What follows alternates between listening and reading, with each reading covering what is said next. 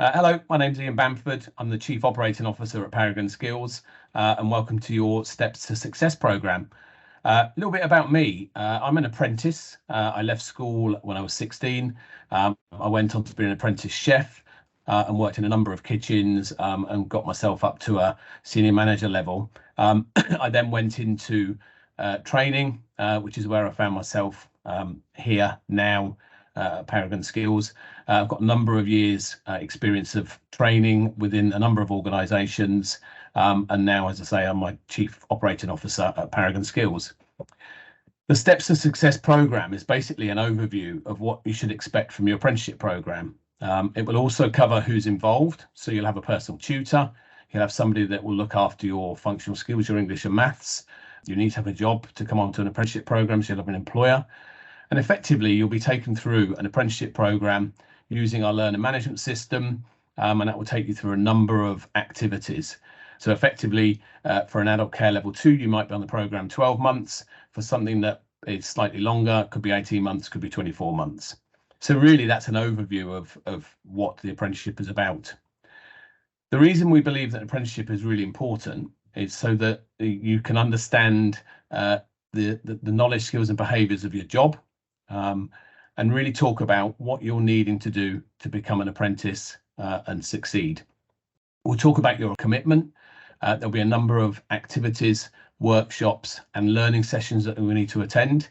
And one of the key parts of this, and you'll link up with your personal tutor, is that when you're coming onto these sessions, be ready to learn, be in the zone, be ready to pick up all the snippets that you'll be taught with your personal tutor. You'll also have something called protected apprenticeship time. Protected apprenticeship time is the time that employers will give you to work on your apprenticeship programme. It will enable you to do some of the theory work, some of the practical work, some of the work shadowing, but that is your time that employers need to give you to achieve your apprenticeship programme. You'll also develop a whole raft of new knowledge, skills and behaviours, and they are the fundamentals of an apprenticeship programme, and we'll talk about the fundamentals in a couple of minutes.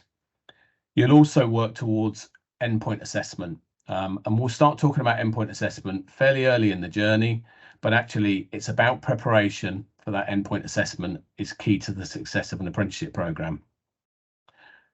Being on an apprenticeship programme has a number of benefits. You can earn while you learn. There'll be a structured approach to your learning. As I say, we'll work on our learner management system, which is called BUD. There's a number of activities that you'll work through over the period of time that you're on the programme. You'll also develop new knowledge, skills and behaviours. So these are things that you don't know at all, or you don't know particularly well. And we'll develop those knowledge, skills and behaviours, which are the aspects really, or the components that you need in an apprenticeship to succeed. We'll also see that you'll improve your confidence. You'll be much more confident at some of the things that you couldn't do before. You will see increased responsibilities.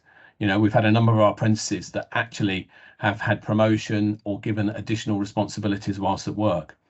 You'll also see an increase in job satisfaction. And in particular, when you work well with your employers on that protected apprenticeship time, you'll see that you'll really enjoy your job working alongside your tutor and your employer. And you'll also, from your apprenticeship programme, have a clear idea about progression. So this is really about your career progression, whether you want to go on to another apprenticeship programme at a higher level, or whether you want to go off and do something absolutely. We see that some of our adult care learners might go on to become nurses or work in the health service. We also see some of our childcare learners that go on and become teaching assistants and teachers. So we see lifelong learning as a key part of an apprenticeship programme. And the main things that you're going to get out of the programme is these new knowledge, skills and behaviours. Some of our standards have a mandatory qualification, so you'll have some of those qualifications in there. You'll develop your English and math skills, whether that be through functional skills, if you need to do functional skills, or whether that just be general development of your English and maths. You know, that's honing your communication, your speaking, your listening skills, or some of your mathematical skills as well. And I spoke a little bit about endpoint assessment. Endpoint assessment is externally assessed by an endpoint assessment organisation.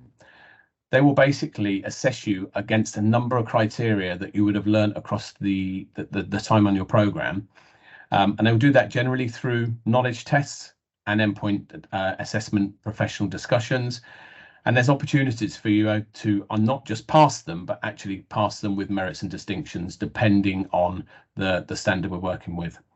As you work through your program, your tutor will support you and help you understand endpoint assessment. And I mentioned earlier about progression. We see lots of benefits to an apprenticeship program. We see lots of career progression routes, and there's many opportunities for you to go on and do things at a higher level. So welcome to your steps to success.